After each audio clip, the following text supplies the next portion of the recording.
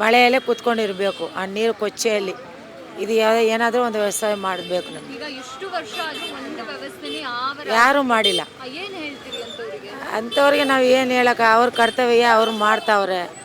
ಅವರು ಮನಸಾಕ್ಷಿಯಿಂದ ಮಾಡಿದ್ರೆ ನಮಗೆ ಒಂದು ಅನುಕೂಲ ಆಗತ್ತೆ. ಇವಾಗ ಪಾರ್ಕಿಂಗ್ ಒಳಗಡೆ ಇದೆ, ಇವಾಗ ಆಚೆ ಗಾಡಿಗಳು ಬಂದರೆ ನಮಗೂ ₹1 ಸಿಕ್ಕತ್ತೆ, ಅವ್ರಿಗೂ ಒಂದು ₹10 ದುಡಿತಾರೆ. ಎರಡಕ್ಕೂ ಇಲ್ದ್ರೆ ಅವರು ಎಲ್ಲ ನಮಗೆ ಕಷ್ಟ ಕೊಡ್ತಾವ್ರೆ. ಅದರಿಂದ ನಮಗೆ ತುಂಬ ತೊಂದರೆ ಆಗ್ತಾಯಿದೆ. ನೀರು ಹೋಗೋಕ್ಕೂ ಜಾಗ ಇಲ್ಲ. ಇಲ್ಲಿ ಏನೋ ಕಲ್ಲುಗಳೆಲ್ಲ ಹಾಕ್ತಾರಂತೆ, ಮಾತಾಡ್ತಾರಂತೆ. ನಾವೆಲ್ಲ ಇಲ್ಲೇ ಹುಟ್ಟಿ ಬೆಳೆದಿರೋರು, ಬೀದಿಲೇ ಹುಟ್ಟಿರೋದು. ಇವತ್ತು ನಮಗೆ ಇದು ಬಿಟ್ಟರೆ ಬೇರೆ ಯಾವುದೂ ಇಲ್ಲ. ಮನೆ ಕೆಲಸಗೂ ಇವಾಗ ಮಾಡೋಕ್ಕಾಗಲ್ಲ, ಯಾಕಂದರೆ ವಯಸ್ಸಾಯಿತು. ಇವಾಗ ನಾವು ಎಲ್ಲಿ ಅಂತ ಹೋಗೋಕ್ಕಾಗತ್ತೆ ಹೇಳಿ? ಒಂದು ಮನೆ ಕೆಲಸಕ್ಕೋ ಇಲ್ಲ ಗಾರೆ ಕೆಲಸಕ್ಕೋ ಇಲ್ಲ ಎಲ್ಲಾದ್ರೂ ಅಂಗಡಿಯಲ್ಲಿ ಕೆಲಸ ಮಾಡೋಕ್ಕೆ ಹೋದ್ರು ನಮ್ಮ ಕೈಯಲ್ಲಿ ಬಲ ಇಲ್ಲ. ಅದು ನಂಬಿ ನಾವು ಬದುಕ್ತಾ ಇದ್ದೀವಿ. ನನಗೆ 52 ವರ್ಷ ಆಯಿತು.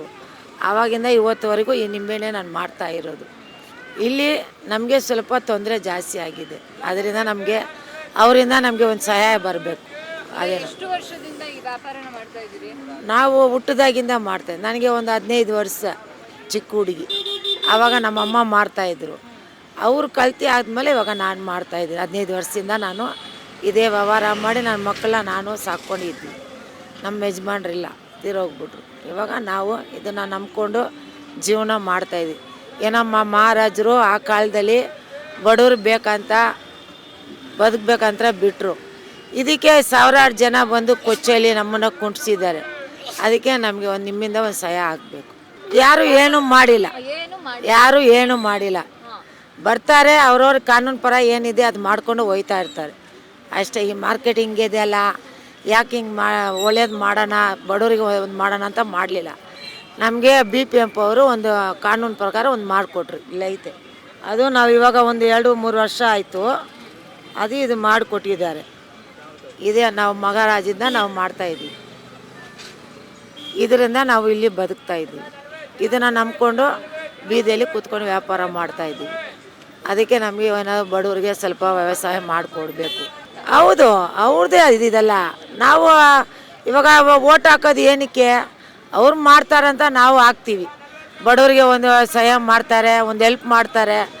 ಗಂಡ ಇಲ್ದಿರ ಮಕ್ಕಳು ಎಲ್ಲ ಹಾಳಾಗಿ ಹೋಗಿದ್ದಾರೆ, ಅದಕ್ಕೆಲ್ಲ ಒಂದು ಸಮಸ್ಯೆ ಮಾಡಿಕೊಂಡು ನಮಗೆ ಒಳ್ಳೇದು ಮಾಡ್ತಾ ನಾವು ಓಟ್ ಹಾಕ್ತೀವಿ. ನಿಮಗೆ ಹಂಗೆ ಮಾಡ್ತೀವಿ ಹಿಂಗೆ ಮಾಡ್ತೀವಿ ಅಂತ ಹೇಳ್ತಾರೆ. ಯಾರು ಏನು ಮಾಡಿದ್ದಾರೆ? ಇನ್ನವರೆಗೆ ಯಾರು ಈ ಕಡೆ ಏನು ಮಾಡಿಲ್ಲ. ಈಗ ಇದು ಹಾಕಿರೋದು ಬಂದು ಒಳಗಡೆ ಪಾರ್ಕಿಂಗ್ ಅವ್ರು ಇದ್ದಾರಲ್ಲ, ಅವರು ಮಾಡಿಸಿದ್ದಾರೆ. ಅದರಿಂದ ನಮಗೆ ಇಲ್ಲಿ ಸ್ವಲ್ಪ ನೀರು ಹೋಗೋಕ್ಕೆ ಜಾಗ ಇಲ್ಲ. ಮಳೆ ಬಂದರೆ ಹಂಗೆ ನಿಂತ್ಕೊಂಡ್ಬಿಡುತ್ತೆ. ಇದು ನಾನು ನಿಂತ್ಕೊತೀನಿ, ಈಗ ಬಗ್ತಾ ಇದ್ದೀರ. ಅದರಿಂದ ಈ ಕಡೆ ಹೋಗೋಕ್ಕೂ ದಾರಿ ಇಲ್ಲ. ನಾವೇ ಹಂಗೆ ಅಡ್ಜಸ್ಟ್ ಮಾಡಿ ನಾವು ಕೂತ್ಕೊಂತೀವಿ. ಮಳೆ ಬಂದಿಲ್ಲ ಅಂದರೆ ಆರಾಮಾಗಿರುತ್ತೆ. ಮಳೆ ಬಂದರೆ ಬರೀ ಕೊಚ್ಚು ಗಾಡಿಗಳು ಹೋಗುತ್ತೆ, ಮೇಲೆಲ್ಲ ಎಗಿರುತ್ತೆ. ಅದೆಲ್ಲ ನೋಡಿಕೊಂಡು ನಾವು ದುಡ್ಕೊಂಡು ತಿನ್ಕೊಂಡು ಬರ್ತಾಯಿದ್ದೀವಿ. ಅದರಿಂದ ನಮಗೇನೋ ಒಂದು ಸಹಾಯ ಮಾಡಿಸ್ಬೇಕು ದೇವರು, ಅಷ್ಟೇ ನಾವು ಬೇಡ್ಕೊತಾ ಇದ್ದೀವಿ. ನಮ್ಮ ದೇವ್ರ ಹತ್ರ ನಾವು ಕೇಳ್ತಾಯಿದ್ದೀವಿ. ನಮ್ಮ ದೇವ್ರು ಏನು ದಾರಿ ತೋರಿಸ್ತಾರೋ ಅದು ನಮಗೆ. ಅವ್ರ ಮನಸ್ಸಲ್ಲಿ ಮಾತಾಡ್ತಾರೋ ಇಲ್ಲ ಅವ್ರು ನಮಗೆ ಸಹಾಯ ಮಾಡ್ತಾರೋ ಅವರೋட ಜವಾಬ್ದಾರಿ ಅದು. ಈಗ ಕೊಚ್ಚು ನೀರು ಬರುತ್ತೆ ಅಂತ ಹೇಳಿದ್ರಲ್ಲ, ಅಂದರೆ ಅದು ಈಗ ತುಂಬ ಮಳೆ ಬಂದಾಗ ನಿಮ್ಗೆ ಉಳ್ಕೊಳ್ಳೋಕ್ಕೂ ಇಲ್ಲ ನಾವು ಇದೆಲ್ಲ ಇಲ್ಲೇ ಬಿಟ್ಬಿಟ್ಟು ಹೋಗ್ಬಿಡ್ತೀವಿ. ಮಳೆ ಬಂದರೆ ಇಲ್ಲ ಛತ್ರಿ ಒಳ್ಳೇದು ಇದ್ದರೆ ಇಟ್ಕೊಂಡು ಇಲ್ಲೇ ಕೂತಿರ್ತೀವಿ. ಅದು ಇಲ್ಲ ಅಂದರೆ ನೋಡಿ ಮಳೆ ಬಂದರೆ ಸೋರುತ್ತೆ, ಇಲ್ಲಾಂದ್ರೆ ಸೈಡ್ಗೆ ಹೋಗಿ ಕೂತ್ಕೊತೀವಿ ನಾವು. ಅದೇ ನಮಗೆಲ್ಲ ಅನುಕೂಲ ಕೊಡ್ತಾ ಇರೋದು. ಹೌದು, ವೇಸ್ಟ್ ಆಗುತ್ತೆ, ಲಾಸು ಆಗುತ್ತೆ, ಕಸಾಗೆ ಸುರಿತೀವಿ. ಹಂಗೆ ಅಡ್ಜಸ್ಟ್ ಮಾಡಿ ಇದರಲ್ಲೇ ನಾವು ಜೀವನ ಮಾಡ್ತಾಯಿದ್ದೀವಿ. ನಮ್ಮ ಹೆಸರು ನಾಗರತ್ನ ಅಂತ. ಧನ್ಯವಾದಗಳು.